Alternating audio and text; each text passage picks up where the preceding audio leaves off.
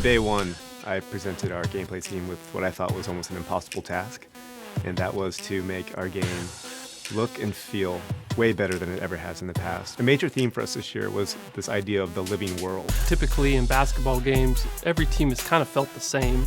You get some signature moves, some players here and there, but overall teams have felt the same. We wanted everything on the court, from the way the fans react to you, the coaches, the player intelligence, everything to be part of this environment that was smart. The system is dynamically changing and evolving constantly. All 30 coaches now have their own mindset. If you look at the finals last year, you saw how the Warriors and the Cavs were constantly readjusting to each other. You saw Delhi step up and play starter minutes, and you also saw how the Warriors went small ball and how successful that was for them. Basketball is a game of situations. The way players react to you as they see schemes on the floor.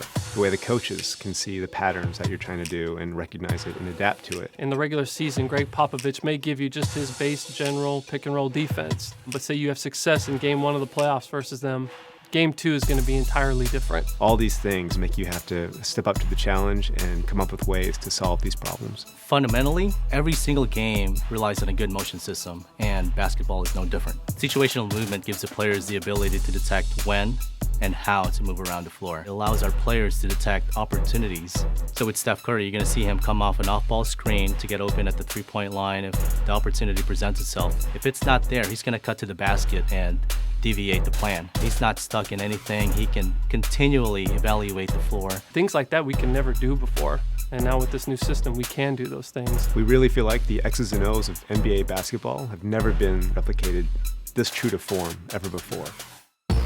All player-to-player collisions between the ball handler and the on-ball defender is all driven by physics now. So a guy like LeBron, who's kind of like a tank, can just plow through the smaller defenders. The collisions feel a lot more visceral, and you never feel locked into an animation.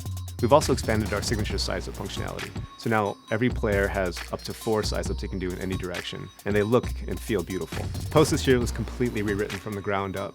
The guys did a phenomenal job of just making it feel a lot more free.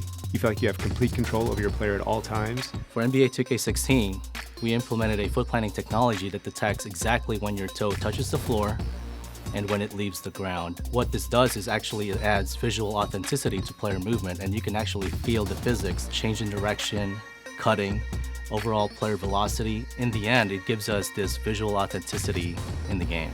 And on the sticks, now we have 3 dedicated pass buttons that give you instant access to any pass type you'd want to throw. So bounce passes, flashy passes, lobs, alley-oops. This is easily the best looking, the best feeling, and the most realistic 2K basketball we've ever made.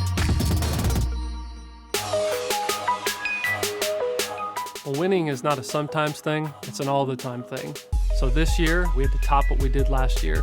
NBA 2K16 is going to be the smartest game of basketball we've ever made. It's going to have the most realistic physics you've ever seen in a basketball game. It's going to have storylines from game to game that change all the time.